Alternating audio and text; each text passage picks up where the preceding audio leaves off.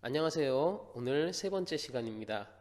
3학년 독서 수업 고전 시가 3, 교재 47페이지를 펴주시면 되고요. 오늘 진도 나갈 부분에는 평시조 세수가 묶여 있습니다.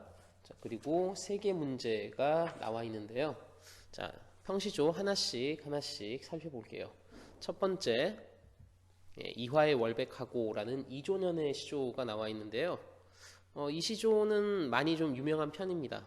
다정가라고도 따로 이렇게 이름이 있을 정도로 이제 많이 유명한 평시조이고, 그다음에 얘는 한번 나왔어요. 2015년 육모 A형.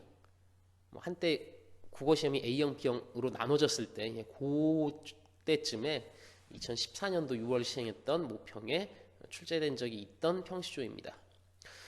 되게 간단한 것 같은데도 생각보다 좀 까다로워요. 이 작품은 학생들이 쉽게 잘 이해를 못하는 게 이게 그 되게 심리적인 거를 드러내고자 하는, 그러면서도 이 심리가 되게 하나로 딱 정리가 되지 않는 심리를 사실 표현을 한 거거든요.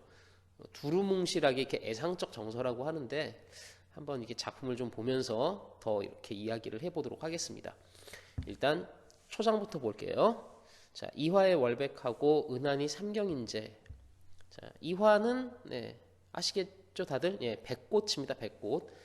이화여자대학교 그 이화예요. 원래 우리나라 사람 선조들은 사실 이화, 도화, 행화죠. 백꽃, 복숭아꽃, 도화, 그다음에 행화, 살구꽃. 이게 원래 이제 우리 정서인 거죠.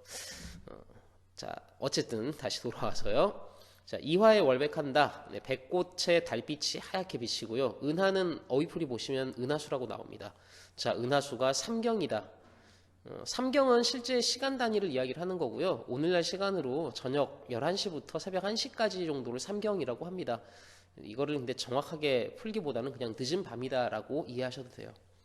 그러니까 백꽃의 달빛이 비치고 은하수가 늦은 밤을 알리는 때라고 시작을 하고 있고요. 자, 이화, 백꽃은 언제 필까? 봄에 피어요. 그 다음에 은하수가 보여요. 물론 삼경이 직접적으로 시간을 알려주지만요. 우리는 은한이라는 이 단어만으로도 시간을 짐작할 수 있습니다. 밤이에요. 은하수는 밤에 보이죠? 낮에 안 보이잖아요. 지금 봄, 밤이 바로 이 작품의 시간적인 배경이 될 것 같습니다. 봄날의 밤이요. 봄날의 밤. 그 다음 중장 넘어갈게요. 자, 일지춘심을 자규야 알랴마는, 이 일지춘심이 사실 참 어렵습니다. 직역하면은 그냥 일지, 한 나뭇가지에 춘심, 봄의 마음. 즉, 한 나뭇가지에 어려 있는 봄의 마음을 이렇게 풀어지고요. 자규는 어휘풀이의 두견이라고 나오죠. 두견이 알겠냐마는. 즉, 한 나뭇가지에 어린 이 봄의 마음을 두견새가 과연 알겠냐마는, 이런 의미입니다. 그러니까 춘심이 포인트예요, 사실. 봄의 마음이 도대체 뭘까? 이 지금 작가 혹은 이 화자가 이야기하는 봄의 마음은 도대체 뭐냐? 결론적으로 정리하면 이 봄의 마음이란 바로 봄날의 애상적인 마음입니다. 특히나 지금 시간적인 게 봄이라는 시간도 있지만 밤이라는 시간도 있잖아요. 여러분들 밤이라는 시간에 약간 좀 주목을 해볼 필요도 있을 것 같습니다. 여러분들도 왜 그럴 때 있지 않나요? 밤만 되면 괜히 뭔가 이렇게 좀 기분이 살짝 괜히 좀 이렇게 꿀렁꿀렁 울적울적해지는, 그래서 밤만 되면 뭔가 이렇게 철학자가 되시는 분들 있잖아요. 인스타에 갑자기 뭐 되게 철학적인 사진 올라가고 뭔가 이렇게 되게 의미심장한 문구들, 나는 어디에서 왔나 뭐 이런 표현들 갑자기 막 툭툭 튀어나오고 밤에. 그 이 밤이라는 그 특수성이 있어요. 되게 신기한 게 인간이 밤에 주로 그런 생각들을 많이 하는 것 같아요. 약간 좀 센치해진다라고 하죠.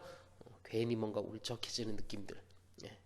그래서 여기서 이 춘심이라는 것도 그냥 봄의 마음이 아니라 약간 좀 봄날의 그런 애상적인, 뭔가 약간 슬픈 듯 하면서 우수에 차는 그런 마음.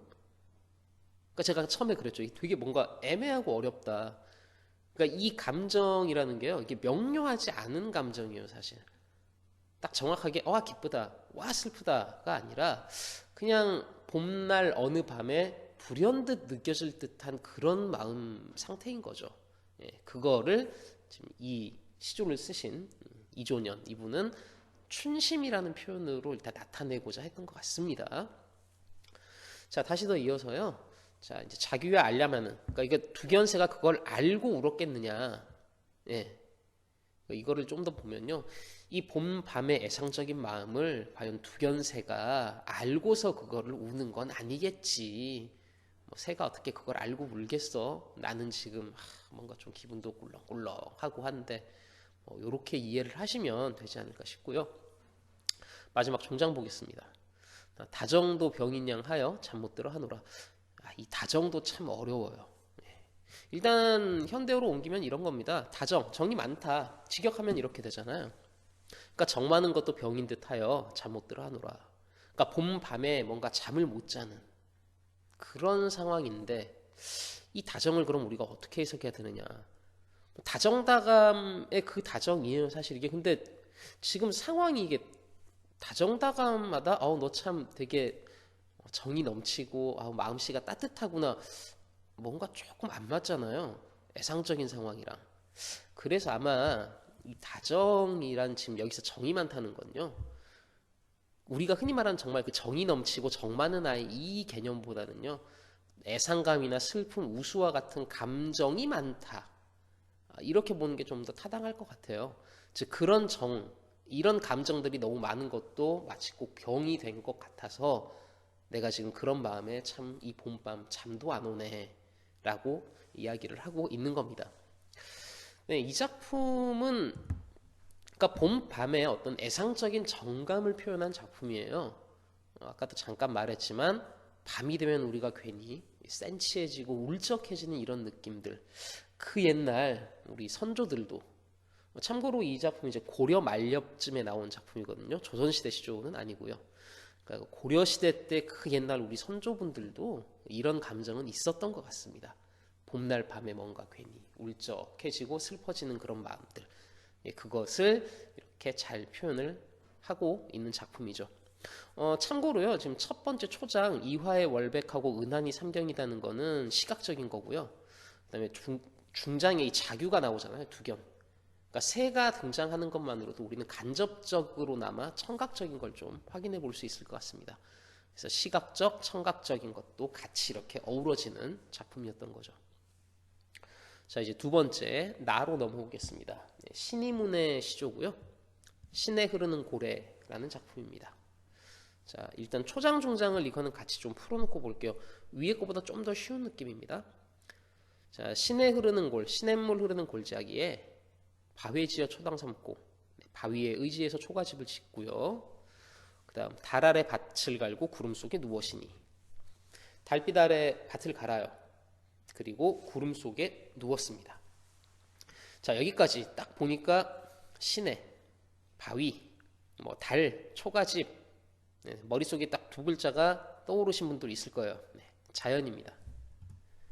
여기서 시내, 바위, 달 다 객관적인 자연이에요. 진짜 자연. 정말로 물 흐르고 있고요. 진짜 바위 있고 정말로 달 떠 있고 거기에 지금 초가집 짓고 있는 거고요. 거기서 농사 짓고 있는 겁니다. 근데 구름 속에 눕는 거는 약간 말은 안 되잖아요. 사람이 어떻게 구름 속에 누워 구름 저 위에 있는데 이건 진짜 구름 속에 누웠다라기보다는요. 약간 느낌이 이런 거죠. 누워서 구름을 본다. 근데 내가 너무 지금 편안하고 좋은 거예요. 그러니까 이 자연에서 밭 갈고 농사 짓고 하는 게 너무나 여유롭고 편안해서 그걸 이렇게 구름 속에 누워 있는 느낌 같구나 이렇게 표현했네 라고 이해하시면 되겠습니다. 자, 마지막 이제 종장 볼 건데요. 이 종장이 조금 설명할 게 조금 많습니다.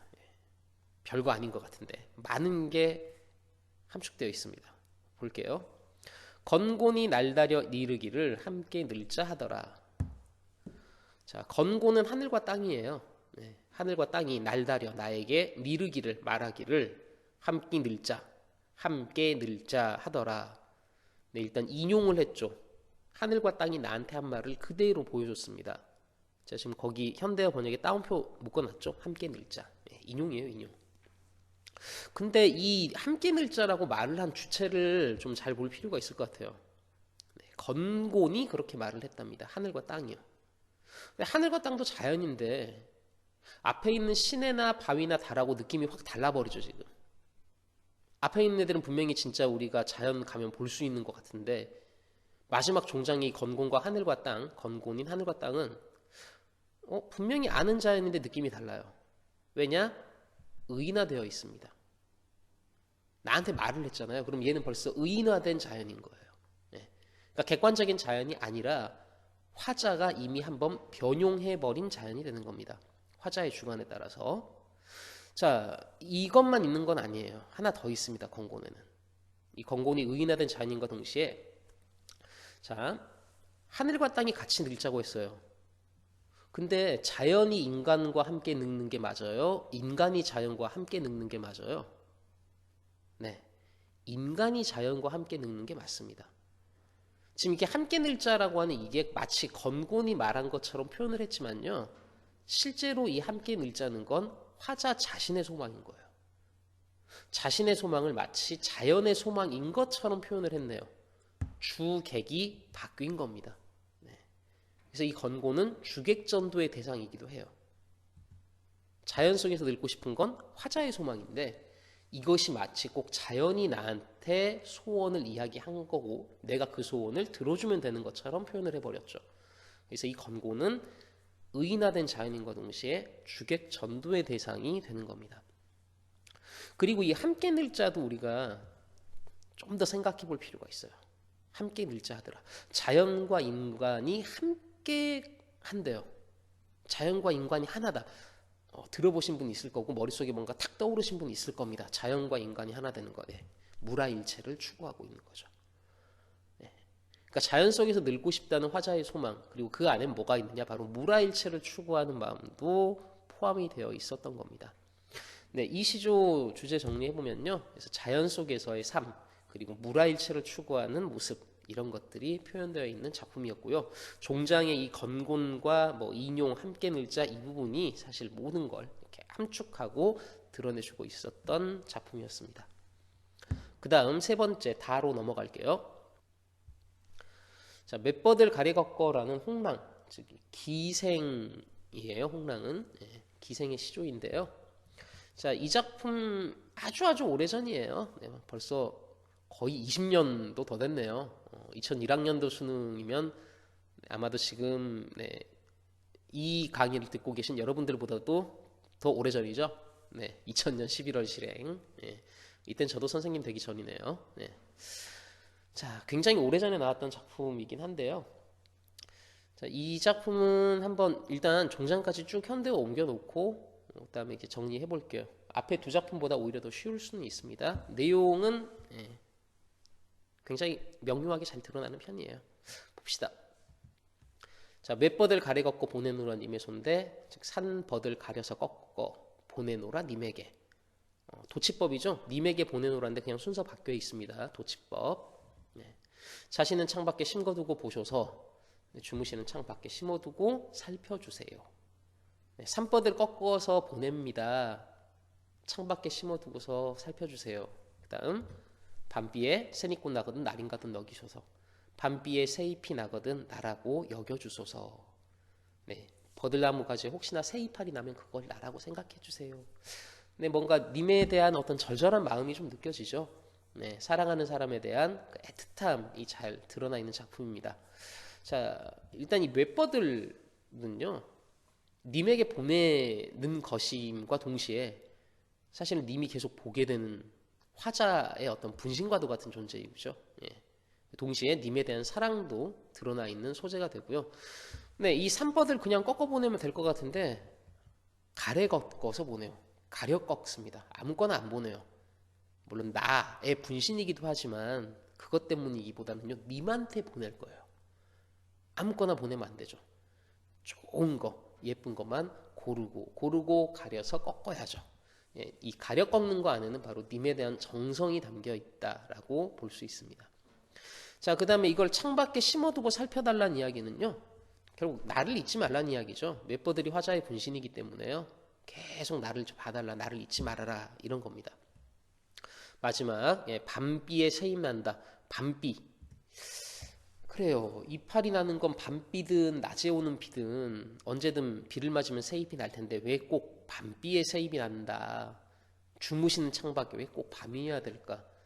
예, 밤이라는 시간, 그다음 비는 하강, 네, 어둠과 하강이죠.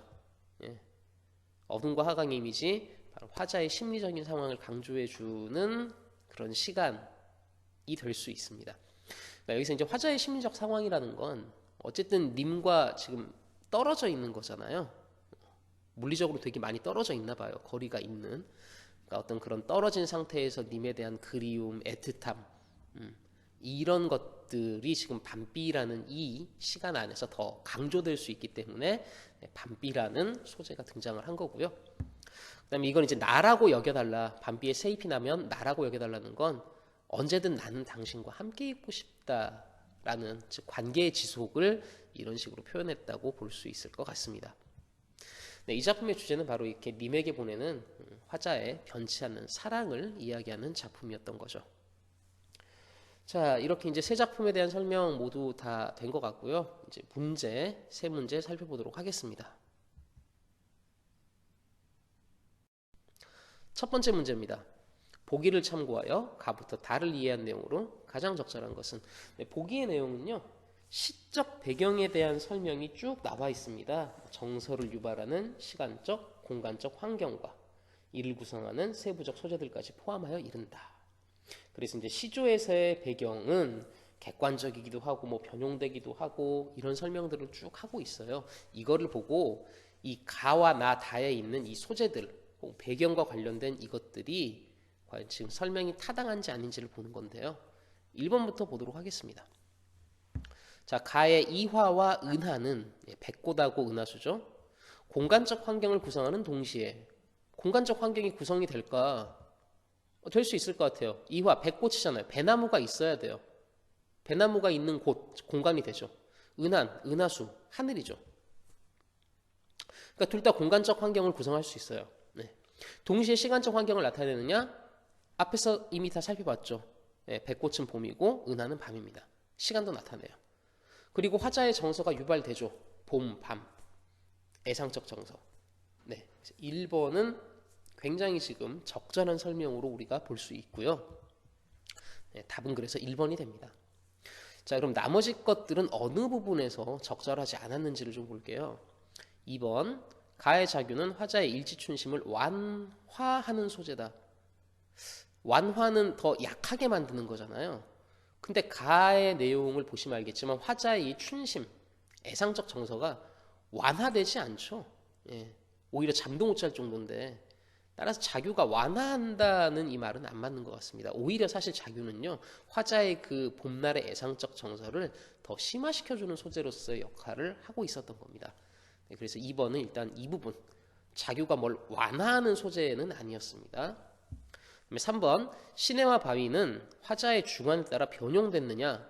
나에서 시내, 바위는 변용된 게 아니라 객관적인 자연 그대로였죠. 그래서 3번도 틀렸고요. 4번, 나의 구름 건고는 화자와 분리된 채 객관적 모습으로 존재하며, 건고는 아까 계속 이야기했죠. 의인화됐다, 주객전도다. 객관적인 게 아니라 변용된 자연입니다. 그래서 4번도 틀렸고요. 그다음에 5번, 다의 밤비는 시간적 환경을 구성하며, 여기까지는 가능하죠. 밤. 그다음에 화자와 상반된 성격을 지녔느냐? 밤비가 화자와 상반되지는 않았죠. 화자의 심리적인 상황, 떨어져 있다, 애틋하다 이런 걸 강조하는 데는 적합하지만 이 화자와 상반된 성격을 지녔다라는 말이 타당하지 않습니다. 그래서 1번의 답은 1번이 되는 게 맞는 거였죠. 다음 문제 2번으로 넘어가겠습니다. 2번, 가와 나에 대한 설명으로 가장 적절한 것은, 자, 이 뭐는 뭐와 달리 이런 거 있죠. 뭐와 뭐는 모두. 물론 이제 한 번에 보고 바로 판단하셔도 되는데요. 이 와 달리를 빼서 먼저 판단하고 그 다음에 넣어서 판단하는 것도 방법이에요. 좀 더 빠르게 판단할 수도 있고 좀 정확하게 할 수도 있어요. 무슨 말이냐? 1번 가지고 이야기할게요. 자, 가는 나와 달리를 빼고 바로 그냥 붙이세요. 가는 명령적 어조로 활용하여. 그럼 가에 명령적 어조가 있어야죠. 없네요. 가에 없잖아요. 네, 알려마는 하노라. 네, 1번은 그냥 바로 그래서 탈락인 겁니다. 나까지 갈 필요도 없었던 거죠. 2번 나는 반어적 표현을 나의 반어적 표현이 아예 없어요. 이것도 그래서 가랑 비교하고 말 것도 없습니다. 그냥 바로 탈락이에요. 3번 보겠습니다. 나는 인용의 방식을 활용하여 인용은 있었어요. 함께 늙자. 화자의 소망을 드러냈느냐? 맞아요. 자연 속에서 늙고 싶어 한 화자의 소망이 나왔습니다. 그럼 가와 다르게, 즉 가에는 인용도 없어야 되고 화자의 소망도 안 나오면 되는데, 근데 가에 인용도 없고 화자의 소망도 없죠. 그냥 봄밤의 애상적 정서니까. 3번이 답이 되는 겁니다. 자, 4번 볼게요. 가나 모두 청각적 이미지를 사용하여. 요건 좀 아리까리하죠. 가에는 자규 있고요. 나에 보면 신에 흐르는 이거에 아마 탁찍 꽂힌 친구들도 있을 거예요. 시냇물 흐르는 소리 청각이다. 그럼 가에도 청각도 다 있는 것 같은데, 그럼 얼핏 이제 이게 맞아 보이죠. 근데 뒷부분까지 더 보셔야 돼요. 안타까움의 정서. 가에는 또 안타까움의 정서가 있어요. 좀 그런 느낌도 오거든요. 확실하게. 근데 나에서 이게 제껴져 버리죠. 나에서는 안타까움의 정서는 전혀 드러나지 않고요. 그냥 자연에서 늙고 싶다, 무라일체를 추구한다는 것만 나와 있었습니다. 4번도 그래서 탈락이고요. 5번 가나 모두 밝음과 어둠의 대비를 활용하여 애상감을 부각한다. 뭐 밝음과 어둠의 대비, 뭐 월백, 뭐 은한, 밝음 어둠 이런 거 있는 것 같은데 나는 애상감이 없습니다. 요렇게 놓고 보면 또 쉽게 판단이 되죠. 그래서 답은 3번이었습니다. 자, 마지막 3번 문제 보도록 할게요. 자, 3번 보기를 바탕으로 달을 감상한 내용으로 적절하지 않은 것은 인데요. 자, 이 선택지 구성이 이렇게 되어 있습니다. 제가 이렇게 노란색 사선 표시가 짠 하고 떴지요. 사선 표시 앞부분은 시조에 있는 걸 그대로 갖고 온 거예요. 따라서 이 앞부분이 뭐 잘못 갖고 왔을 리는 없으니 이 뒷부분을 가지고 이제 판정을 하는 건데요. 뒷부분은 다 보기에서 끌고 온 거예요, 또. 그럼 보기에서 또 잘못 끌고 온 건 없습니다. 그러니까 제대로 다 끌고 왔는데 이 둘의 연결고리가 타당한지 보는 거예요. 연결고리. 1번 선택지부터 볼게요. 1번 웹버들 골라 꺾어 님에게 보내는 모습. 남성에 대한 화자의 그리움이다. 보기 두 번째 줄에 있어요. 상대 남성을 그리워하는 연모의 감정을 노래한다. 그러니까 웹버들 골라 꺾어 보내는 건 그리움, 연결, 타당성 생겨요. 적절하다고 볼 수 있고요. 2번 창 밖의라는 설정은 거리를 둔 채 제한된 사랑을 하느냐. 보기 다섯 번째 줄 나오잖아요. 님과 거리를 두고서라도. 그 내용을 가지고서 2번의 창밖의가 거리를 두는 거랑 연결이 될 수 있는 거죠. 논리적으로 연결고리가 맞습니다. 3번 심거두고 보셔서는 남성이 화자 자신을 바라봐 주기를 바라는 마음이 담겨 있느냐. 근데 이것도 다섯 번째 줄 님이 자신을 바라봐 주며, 이 부분이 근거가 돼서 이 선택지를 구성할 수 있었던 거예요. 그래서 3번도 타당하고요. 4번 새잎꽃 나기를 기대하는 건 애정관계의 지속이다. 앞에서도 설명했지만 마지막 종장이 그런 내용이었죠. 실제 보기에도 애정관계를 이어가길 바란다는 게 다섯 번째 줄에 있습니다. 이것이 근거가 되어서 새잎꽃 나기를이 이렇게 해석이 될 수 있는 거예요. 보기에 있는 근거들을 끌고 와서 논리적으로도 잘 맞춰준 거였죠. 자, 근데 5번을 보시면요. 날인가돈 여기소서에는 사랑의 결실을 이룰 수 없어 님과의 이별을 다짐하는 화자의 처지가 드러난다. 사랑의 결실을 이룰 수 없는 건 보기에 나와요. 뭐 이별을 전제한다 이런 표현들이 있으니까. 근데 문제는 원 작품인 이 날인가돈 여기소서에도 애정관계의 지속이었잖아요. 종장에서. 이별을 다짐하는 건 아니었던 것 같아요. 날인가돈 여기소서 역시나 관계의 지속과 연결되는 구절이었지 이것을 이별의 다짐이다라고 연결하기엔 논리적으로 타당하지가 않은 거죠. 그래서 답은 5번이었습니다. 오늘 세 번째 시간은 여기까지이고요. 이제 마찬가지로 여러분들 학습 자료에 있는 그 부수적인 자료들 가지고서 좀 더 이렇게 학습을 더 이어가시면 될 것 같습니다. 다음 시간에 고전 시간 네 번째 윤선도의 만능 하도록 하겠습니다. 감사합니다.